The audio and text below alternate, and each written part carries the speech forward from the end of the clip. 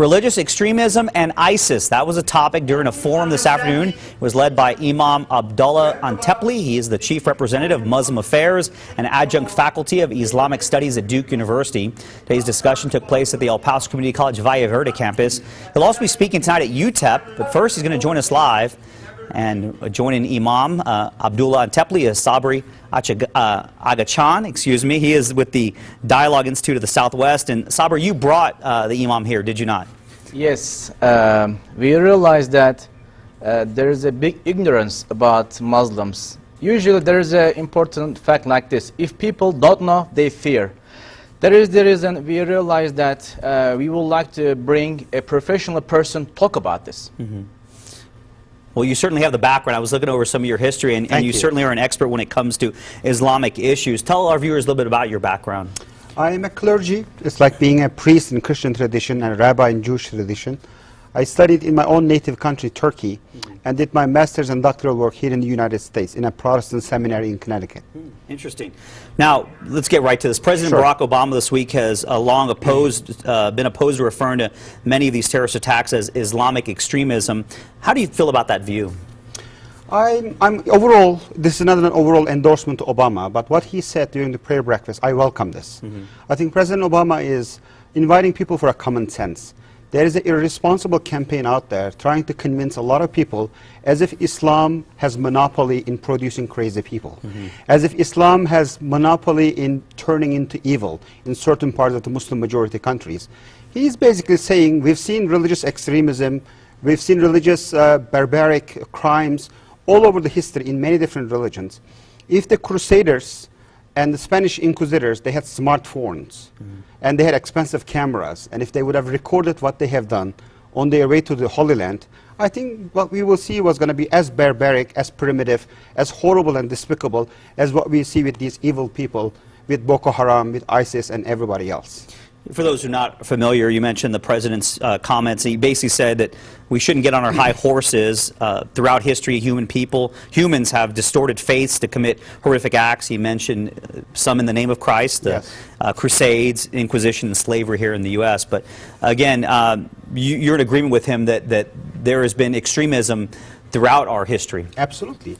Religion turns into evil, and no religion is less sinful, more sinful than others. Religion turns into evil, and when certain historical, social, cultural, and political mix blends with religion and distorts its peaceful message. And what we see is Islam is turning into evil, an evil reality in Iraq, with ISIS, in Syria, in Boko Haram, and Al-Qaeda, and many other evil people as well. Islam does not give permission for violence and extremism? We have to go, Rick, we have to go beyond this absolutist, maximalist, essentialist statements like that.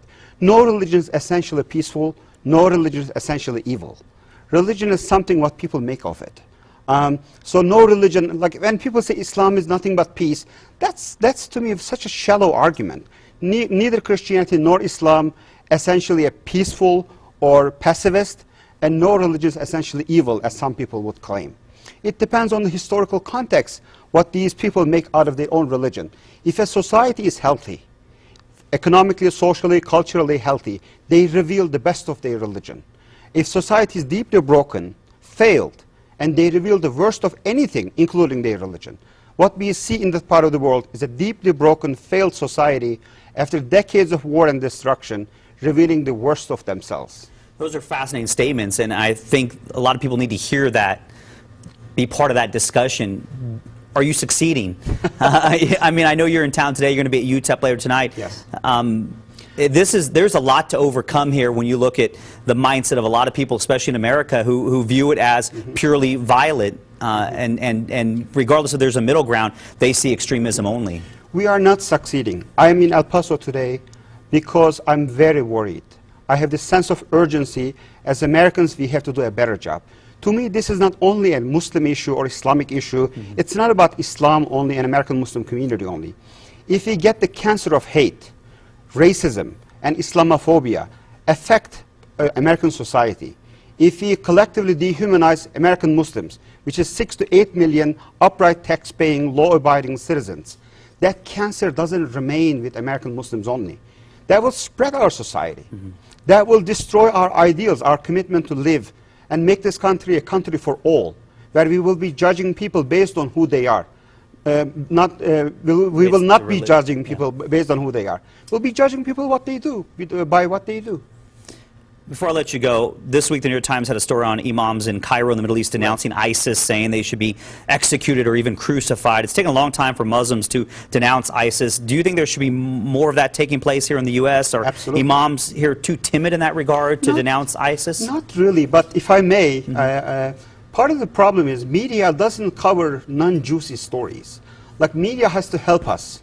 Imams are not timid. Many of them might speak with a thick English accent like I do, but they are not timid. We have been going out of our way at the expense of sometimes neglecting our own community. We are trying to face and challenge this evil, religious extremism. But media has to give up their culture of sensationalism. Like, whenever we come up with a peaceful message, it doesn't fly. If I kick a rabbi, I'll be on the front page of anybody and everybody.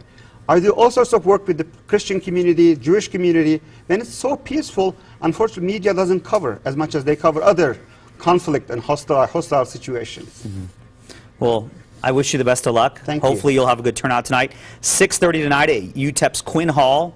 Religious extremism, ISIS, and the need for interfaith communication, which you just mentioned.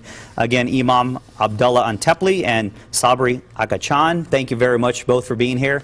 Thank you for bringing him to El Paso, and hopefully you can educate some people Glad today. to be here, and looking forward to the conversation tonight. Excellent. Good luck to you, and thank you again both for your time. Thank you. Thank you. We'll be right back. Stay with us.